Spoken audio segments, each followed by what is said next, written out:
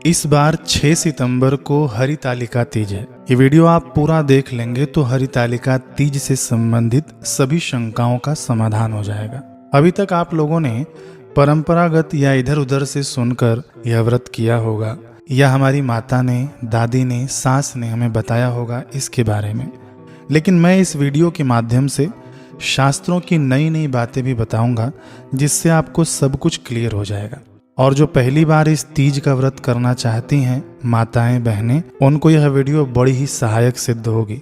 एक बात और बता दूं, इस दिन भगवान वराह की जयंती है, यानी 6 सितंबर को भगवान वराह की जयंती है। वराह अवतार भगवान विष्णु जी का है। भगवान वराह और पृथ्वी देवी का संवाद है हमारे पुराणों में, जिसमें वराह भगवान इस हरितालिका तीज की महत्ता बता रहे हैं पृथ्वी देवी से। पूरी महिमा जो भगवान ने बताया है उसका मैं अलग से वीडियो बना दूंगा, वो व्रत कथा के रूप में आप लोग सुन लीजिएगा।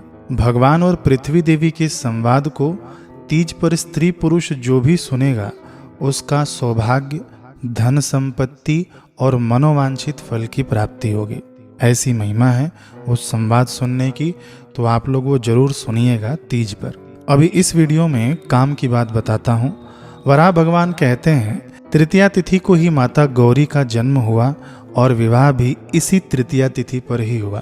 इससे तृतीया तिथि को यत्न पूर्वक प्रत्येक सुहागिन माताओं को, बहनों को इसका व्रत करना ही चाहिए। और व्रत में वराह भगवान क्या बता रहे हैं कि केवल इस दिन आपको नमक नहीं खाना है। देखिए, ये हरितालिका का मैं नहीं बता रहा हूँ। हरितालिका का जो व्रत है वो तो निर्जला किया जाता है, लेकिन जो वराह भगवान बता रहे हैं वो हरितालिका छोड़कर अन्य महीनों का बता रहे हैं। और जो माताएं जो व्रत नहीं भी रखती हों हरितालिका का, तो वे इस दिन कम से कम नमक वाला भोजन न करें। वराह भगवान बता रहे हैं कि तृतीया तिथि पर जो माताएं, बहनें बिना नमक का भोजन करती हैं तो उनका वैवाहिक जीवन खुशहाल होता है और संपन्नता बढ़ती है। ये शुक्ल पक्ष की तृतीया की मैं बात कर रहा हूँ। अब पुराणों में सनातन जी नारद जी को बता रहे हैं कि इसका व्रत यानी तृतीया का व्रत और पूजन करने वाली स्त्री गौरी देवी की सहचरी बनती है, यानी माता पार्वती जी की सहेली बनती है। तो हरितालिका तीज का व्रत बहुत ही पवित्र माना गया है।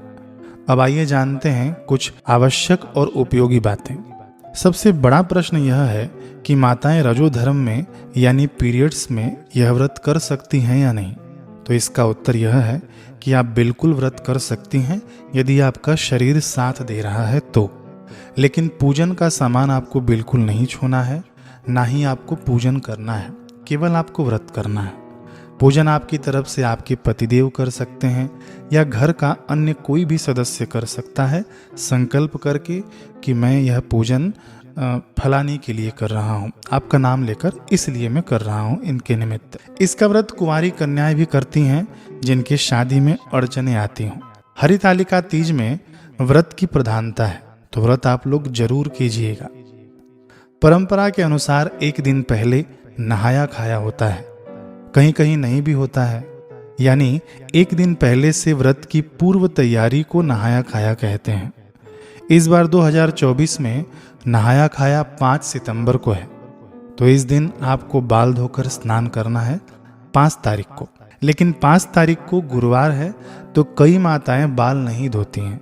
तो इसका उपाय यह है कि आप 5 तारीख की सुबह सूर्योदय से पहले बाल धो लीजिएगा, क्योंकि सूर्योदय के बाद गुरुवार लगेगा, तो इसके अंदर आप लोग बाल नहीं धो सकते हैं। इस बात का आप लोग जरूर ध्यान रखिएगा। या तो जो लोग 5 की सुबह नहीं धो पाए बाल, तो बिल्कुल एक्सट्रीम कंडीशन में 6 की सुबह यानी सूर्योदय से पहले आप अपना बाल धो सकते हैं। मैं कहूँगा कि आप ये 5 की सुबह ही काम कर लीजिएगा, सूर्योदय से पूर्व। 5 तारीख को ही माताएं, बहनें मेहंदी लगा लेना, पूजा के सामान सब इकट्ठे करके रख लेना। आपको इस व्रत के दिन लाल या पीला वस्त्र ही पहनना है, जो सुहाग की निशानी है, और ये दोनों कलर सौभाग्य बढ़ाते हैं। 5 तारीख से ही आपको लहसुन प्याज नहीं खाना है। देखिए, 5 को तो नहीं खाना है और 6 को तो व्रत रहेगा। फिर पारण के दिन यानी 7 तारीख को भी आपको लहसुन प्याज नहीं खाना है। पूरे घर की साफ सफाई आप 5 तारीख को ही कर लीजिएगा। अब आगे बढ़ते हैं। कई जगह पर परंपरा है कि व्रत वाले दिन यानी 6 तारीख की सुबह सूर्योदय से पूर्व कुछ खा लिया जाता है, उसको सरगही कहते हैं।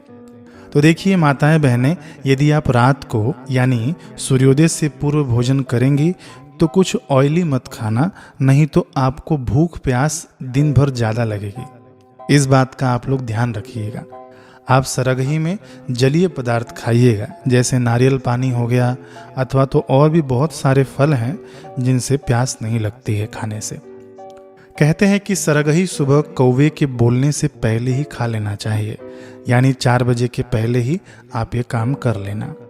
अब सुबह सूर्योदय से पहले स्नान कर लीजिएगा। जैसे कि व्रत है और मैं ऑलवेज आप लोगों को बताता हूँ कि व्रत में ब्रश नहीं किया जाता है बाजारू पेस्ट और मंजन से। उसमें केमिकल और नमक होता है जिससे व्रत खंडित होता है। देखिए एकादशी के व्रत में तो दातुन भी मना है, लेकिन इस व्रत में आप दातुन कर सकते हैं।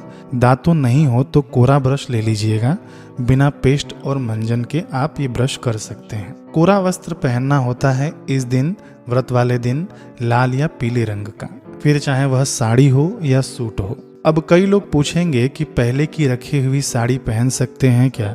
तो मैं कहूँगा कि पहले की साड़ी भी धोकर आप पहन सकते हैं, लेकिन वह साड़ी केवल पूजा के समय पहनी हुई हो तो आप उसका उपयोग कर सकते हैं, धोकर पहन सकते हैं। आप इस दिन पूर्ण श्रृंगार कीजिए, जिसको 16 श्रृंगार कहते हैं। तृतीया तिथि यानी 6 तारीख को सुबह के पूजन का समय रहेगा, सुबह 6:02 से 8:33 तक। इसी बीच में आपको पूजन करना है। सुबह में स्नान के बाद आप इसी समय में पूजन कीजिएगा। अब पूजन कैसे करना है, यदि आप चाहते हैं कि मैं इस पर भी वीडियो बनाऊं पूरा डिटेल में, तो आप लोग कमेंट में बताइएगा। मैं उस पर भी वीडियो जल्दी से बना दूंगा, लेकिन मुझे कमेंट में बताइए ये वीडियो बनाना है या नहीं। ध्यान रहे कि पूजन की शुरुआत में आप हाथ में अक्षत, पुष्प और जल लेकर संकल्प कर लेना कि मैं इस हरितालिका तीज का व्रत कर रही हूँ। हे भगवान, आप बल देना, हमें सफलता देना।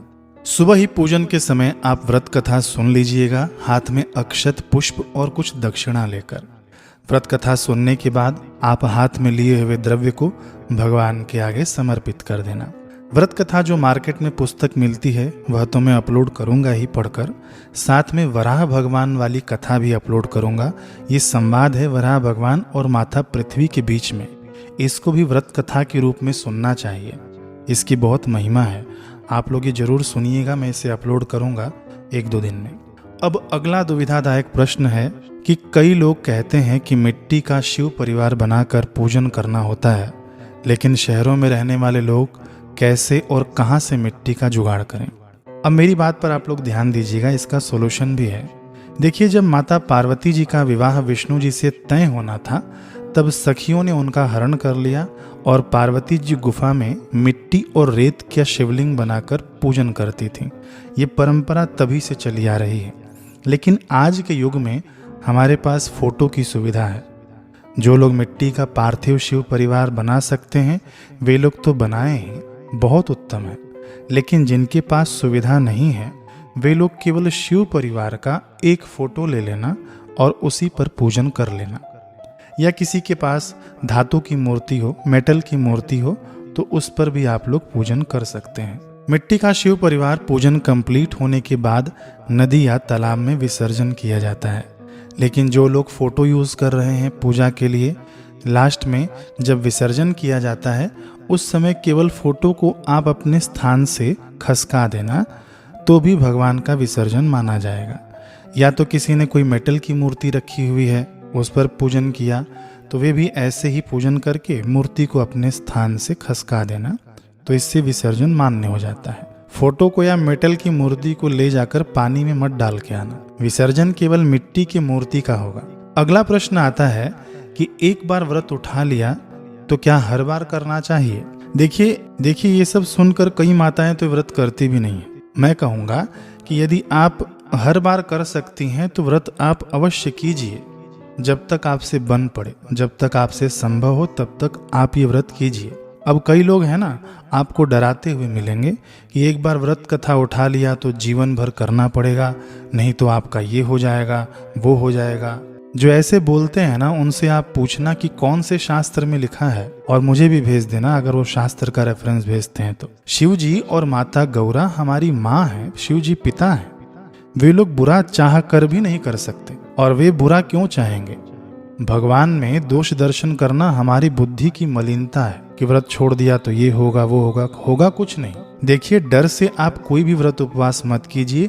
आप भगवान की प्रसन्नता के लिए कीजिए, भगवान से प्रेम के लिए कीजिए। यह आपकी तपस्या है, और तपस्या से इच्छा पूर्ति होती है, फल की प्राप्ति होती है। डराने वाले लोगों की मत सुनना। हाँ, मैं ये जरूर कहूंगा कि आपके व्रत करने से आपके जीवन में तपस्या बढ़ेगी, पॉजिटिव रिजल्ट आएंगे, लेकिन व्रत न करने से नेगेटिव रिजल्ट आएगा, ये कहाँ की बुद्धिमत्ता है। ये गलत बात है, ऐसा नहीं कहना चाहिए। बेचारी माताएं इस बार शरीर ठीक है तो व्रत कर लिया, लेकिन अगली बार बीमार पड़ गई तो क्या होगा, ऐसा सोचने लगती हैं। उनके मन में डर मत बैठाइए, भगवान के लिए प्रेम बैठाइए। भक्तिमती माता मीरा डर के भगवान का व्रत उपवास या उनसे प्रेम भक्ति पूजा नहीं करती थी, केवल प्रेम के नाते। प्रेम बहुत बड़ी चीज होती है।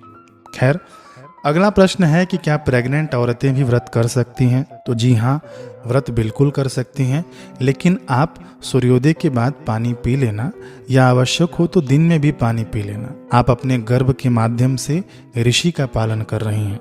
गर्भस्थ बालक को तकलीफ नहीं हो, इस बात का ध्यान रखना चाहिए।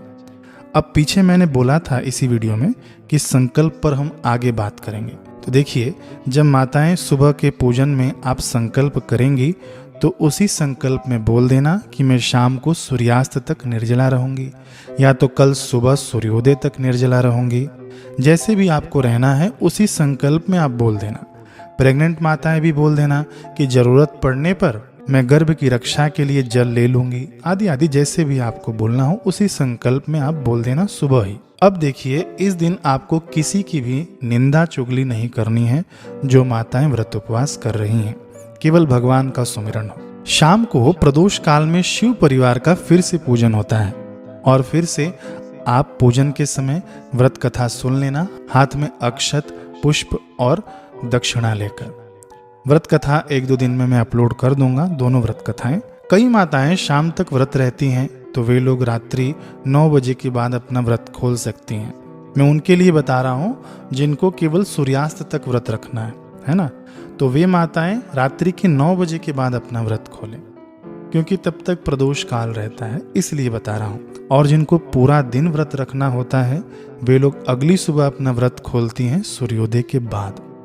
वैसे प्रायः सभी जगह यही प्रचलित है कि सूर्योदय के बाद ही व्रत खोला जाता है।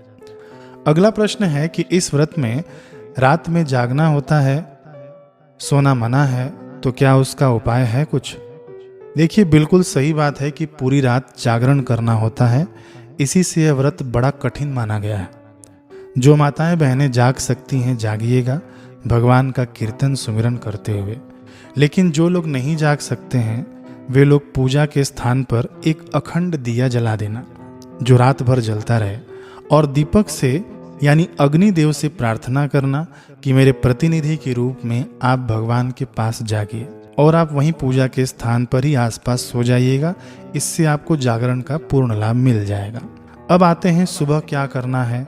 सुबह स्नान कर लीजिएगा सूर्योदय से पहले। ब्रश का उपयोग न करें, दातुन हो या कोरा नया ब्रश हो, पेस्ट और मंजन का उपयोग न करें। स्नान आदि के बाद फिर से भगवान का पूजन कीजिए धूप दीप आरती से। व्रत कथा फिर से सुनिए। और अब सबसे मुख्य बात, विसर्जन से पहले माता पार्वती जी से सुहाग लिया जाता है। आप नई डिब्बी सिंदूर की लाना, साड़ी के पल्लू से डिब्बी का सिंदूर माता को लगाना, फिर वही सिंदूर अपनी मांग में लगाना। ऐसे 3, 5 या 7 बार करना है। आखिरी बार वाला सिंदूर जो माता के माथे से हम लोग लेंगे, वह अपने सिंदूर की डिब्बी में डाल देना, तो आपका पूरा सिंदूरदानी माता का प्रसाद हो जाएगा। आपके पास कोई कोरी साड़ी हो लाल कलर की, तो माता को स्पर्श करा के आप रख लेना। चूड़ी हो तो वह भी आप स्पर्श करा के रख लेना। ये सुहाग लेना होगा। जो कुंवारी कन्याएं हैं उनको सुहाग नहीं लेना है, ये शादीशुदा माताओं और बहनों के लिए है। कुंवारी कन्याएं केवल माँ से प्रार्थना करना। अब समय है विसर्जन का। आप मूर्ति को अपने स्थान से हिला देना और सब सामान इकट्ठा करके प्रसाद बांट देना, जो भी फल आदि रखा हुआ है। श्रृंगार की वस्तु जो हमने चढ़ाई है किसी सुहागन को या ब्राह्मणी को दान कर देना। पुष्पमाला सब विसर्जन कर देना। एक बात ध्यान रखना कि विसर्जन के बाद आपको जो भी दान करना है, अनाज है, वस्त्र है या श्रृंगार की वस्तुएं हैं, उस पर आप अपने हाथ से जल छिड़क देना और उनको सभी वस्तुओं को स्पर्श कर लेना। फिर दान करके ही आपको मुख में कुछ डालना है, यानी पारण करना है। यदि आप 6 की शाम को पारण करती हैं, सूर्यास्त के बाद वाला पारण, तो यही प्रोसेस आपका भी रहेगा। पहले आपको सुहाग लेना है, फिर जैसे बताया प्रोसेस वही प्रोसेस रहेगा। दान के बाद आप अपने बड़ों से, पतिदेव से आशीर्वाद लेना और पति के हाथ से गुनगुना पानी थोड़ा मीठा मिलाकर पीना, क्योंकि पूरा दिन आपने व्रत उपवास किया है तो तुरंत कुछ हैवी चीज खा लेंगे तो वो नुकसान करेगा, तबीयत खराब हो जाएगी। अब हर जगह के व्रत पारण के समय खाने वाली चीज वस्तुएं अलग अलग होती हैं। आप अपनी परंपरा के अनुसार व्रत तोड़ना उन्हीं चीज़ों से।